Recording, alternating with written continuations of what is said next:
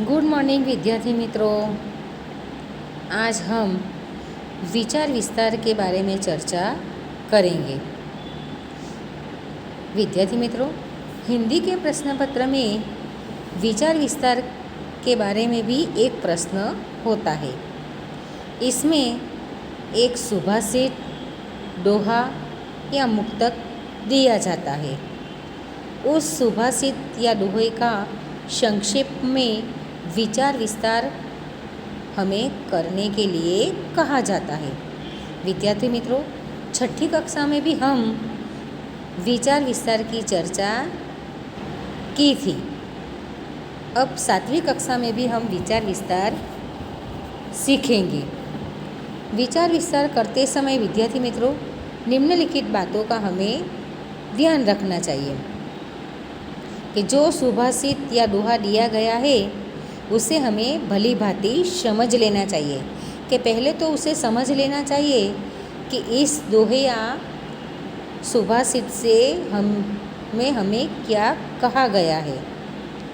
सुभाषित या दोहे का सरल शब्दों में स्पष्टीकरण करना है कि जो भी सुभाषित या दोहा दिया गया है उसका हमें सरल और स्पष्ट भाषा में उसे लिखना है, विचार विस्तार करना है। जहाँ आवश्यक है वहाँ विषय से संबंधित दृष्टांत या उदाहरण देना है। कि दोहे या सुभाषित का स्पष्टीकरण करते समय यदि आवश्यक है तो हमें उदाहरण या दृष्टांत देना है। विचार विस्तार की भाषा सरल एवं शुद्ध तथा शब्दों की बर्तनी सही होनी चाहिए। कि विचार विस्तार करते समय भाषा शुद्धि होनी चाहिए और सरल और शुद्ध शब्दों में उसका स्पष्टीकरण करना चाहिए और लेखन में उचित विराम चिन्हों का भी प्रयोग करना चाहिए। तो विद्यार्थी मित्रों, विचार विस्तार करते समय हमें इन बातों को ध्यान में रखना चाहिए। तो विद्यार्थी मित्रों, आज का हमारा पहला विचार विस्तार है दुख में सुमिरन सब करे, सुख में करे ना कोई। जो सुख में सुमिरन करे तो दुख काहे का होय। कि विद्यार्थी मित्रों, हमारा पहला सुभाषित है या विचार विस्तार है कि दुख में सुमिरन सब करे। सुमिरन यानी कि भगवान को याद करना, कि भगवान में श्रद्धा रखना, उसको इसका स्मरण करना। सुख में करे ना कोई, जो सुख में सुमिरन करे तो दुख काहे का होय। कि दुख में मनुष्य अपने को अकेला और असहाय अनुभव करता है। कि जब हम पर दुख आता है, कोई विपत्ति या मुसीबत आ जाती है तो हम अपने आप को अकेला समझते हैं और असहाय, कि किसी की सहाय नहीं मिलनी है ऐसा समझने लगता है। सगे संबंधी और मित्र उसका साथ नहीं देते और सगे संबंधी और मित्र भी हमारा साथ तब नहीं देते कि जब दुख आते हैं तो वो भी हमसे दूर हो जाते हैं। कि अपने सगे संबंधी और मित्र भी हमारा साथ नहीं देते हैं। ऐसी लाचार स्थिति में उसे भगवान की याद आती है और ऐसी स्थिति जब आती है तब भगवान के नाम सिवाय, कि भगवान के स्मरण सिवा हमें कुछ भी याद नहीं आता है। भगवान का स्मरण करने से उसका दुख कम होता है और आपत्तियाँ नष्ट हो जाती है। कि हम भगवान का नाम लेते हैं, उसका स्मरण करते हैं तो हमारा दुख दूर हो जाता है। हम पर जो आपत्ति या मुसीबत आई है वो नष्ट हो जाती है। सुख में किसी को भगवान याद नहीं आते। कि यदि हमारे जीवन में सुख है, किसी भी चीज़ की कमी नहीं है, कोई संकट नहीं है, मुसीबत नहीं है, तो हमें भगवान की याद सुख के दिनों में नहीं आती है। यदि मनुष्य सुख के समय भी भगवान को याद करता रहे तो उसे दुख के दिन देखने ही न पड़े।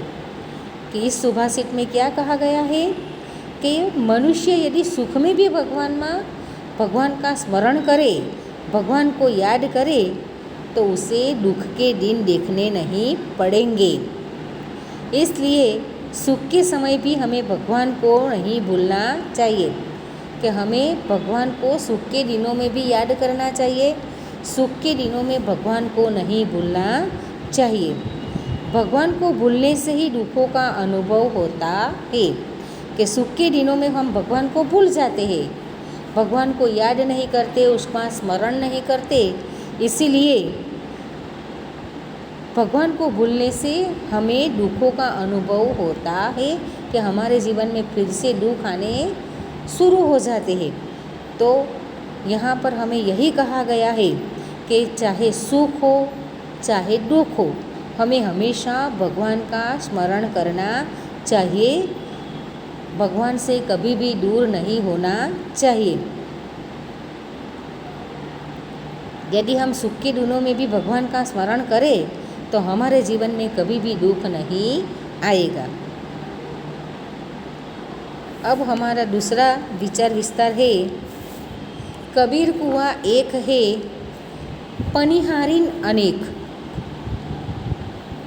कि कबीर कुआं एक है पनिहारीन अनेक। कबीर ना बर्तन सबके अलग अलग, पानी सब में एक।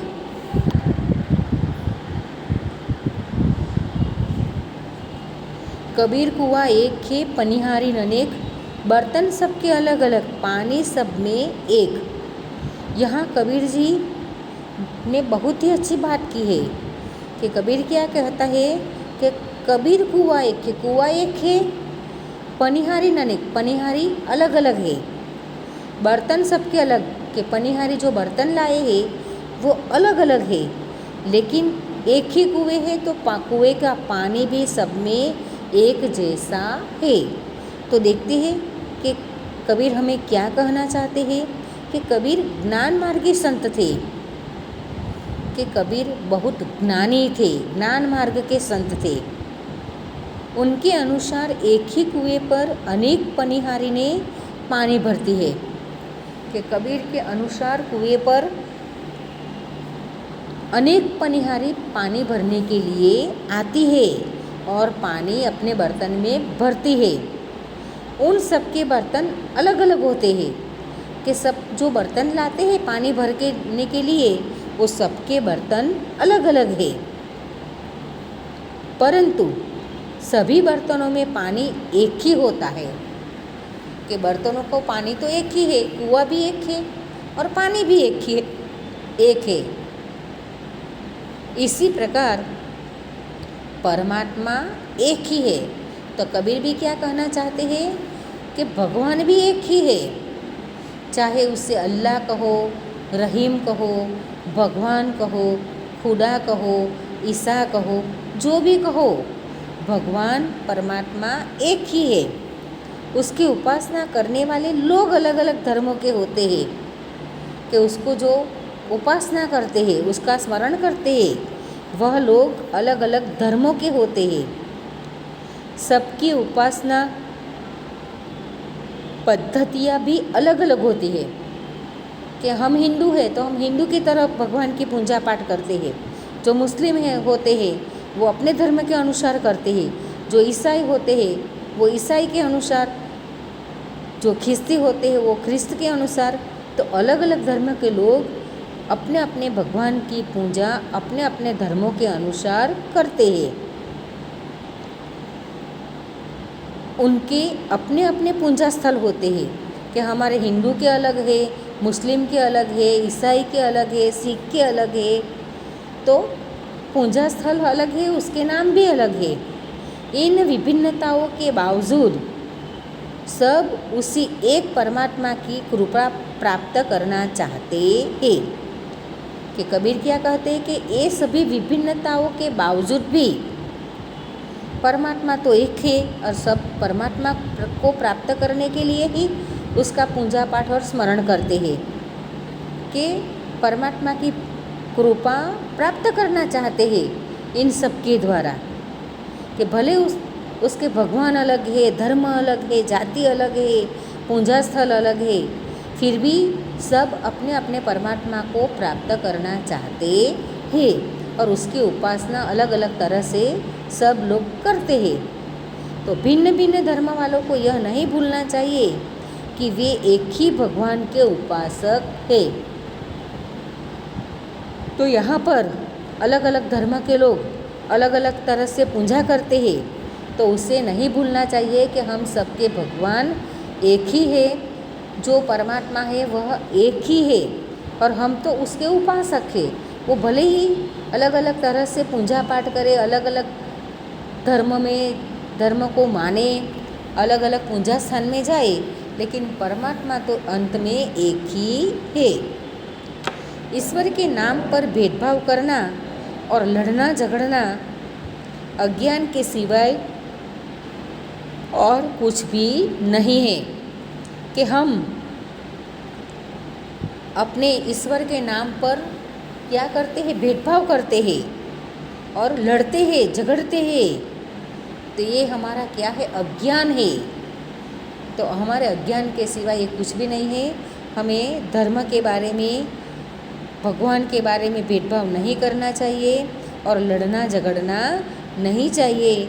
और परमात्मा एक ही है, भगवान एक ही है, उसकी कोई भी तरह से पूजा पाठ करे तो उसमें कोई बुराई नहीं है। तो यही हमें कबीर कहना चाहते हैं।